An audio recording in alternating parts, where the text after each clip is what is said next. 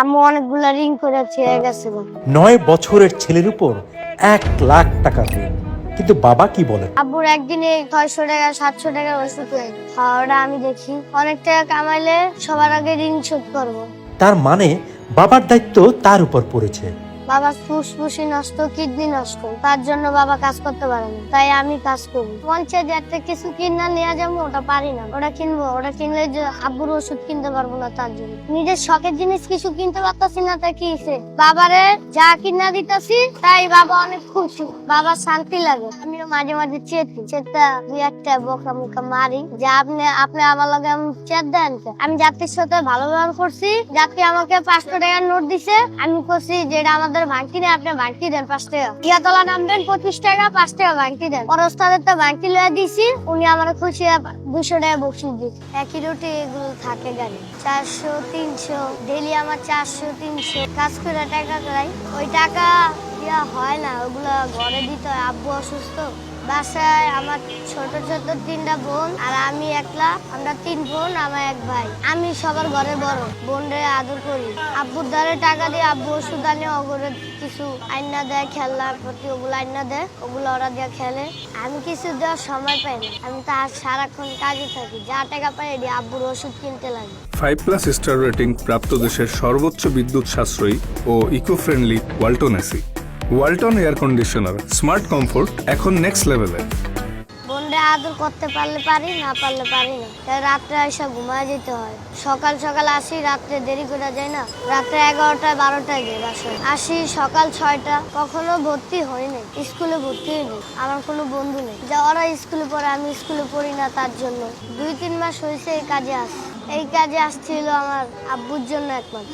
আব্বু অসুস্থ, আম্মু নাই, আম্মু গেছে গা। 1 লাখ টাকার মতো ঋণ করে উনি গেছে গা। ঋণ এর টাকা আমাদের দিতে হইতাছে। আমি পরিবারে হাল ধরছি। বাবা বলছে যে এখানে আর কাজ করতে না, এলাকা এখানে খারাপ হয়ে যাব, তার জন্য। বাবা শখ ছিল আমি বড় হয়ে কিছু করতে পারতাম, আমি বড় হয়ে শিক্ষিত হয়ে কিছু করতে পারতাম। অন্ত স্কুল আর পড়তে পারি না, বেস্ট ফ্রেন্ড কেউই নেই। নাই গা, আমি এই স্থানে থাকি জন্য সবাই বলে খারাপ, আমি সবাই বলে আমি খারাপ। জানি না, এই যে স্থানে কাজ করি দেখা সবাই এখানে আসছি। মামা বলছে আম্মু যাওয়ার পরে কাজ করতে, তার জন্য মামা বলছে যে তোর আম্মু গেছে গা, তুই এখন আমার লগে কাজ কর। আর মামা আমাদের দেখে অনেক টাকা কামালে হেডি জমায় মুখ যা বাসায় দিতে হবে, বাসায় যা আব্বু ওষুধ পানি কিনা দিতে হবে। আমার ইচ্ছা একটাই, আমার বোন করে যাতে আমি মানুষ করতে পারি। বোন আমার তো ছোট, একটা হলো 4 বছরে, একটা হলো 5 বছরে, আর একটা হলো 7 বছর।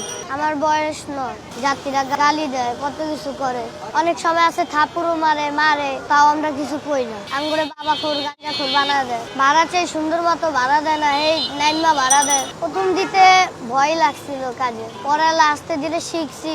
শিখার আগে শিখছি, মায়ের খাইছি, এটি শিক্ষা হয়ে গেছে।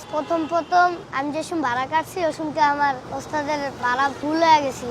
পরে ওস্তাদে কইছে যে তুই আর ভাড়া কাটবি না। হ্যাঁ, বকছিল। শর্ট ছিল হলো 30 টাকা। 30 টাকা হইলে আমার 150 টাকা হইতো। আমি তো তখন বুঝি নাই। অনেকে তো আগে টাকা না দিয়ে ভাগ্য যেত গা, আবার ভাড়া মিস্টেকও হয়ে যেত, ধরতে পারতাম না। ওখানে আবার ধরতে পারি, ভাড়া কে আর বাকি না। আবার তখন চিল্লাই না, ওস্তাদরা কইছে যে চিল্লাবি না, যাত্রীর লগে সুন্দর ব্যবহার করবি, তাহলে তোর সুন্দর ব্যবহার করবো তোর লাগে। যাত্রী তো আর সুন্দর ব্যবহার করেই না, এরকম দেয় যে যখন একজন একটু বকশিস পাই।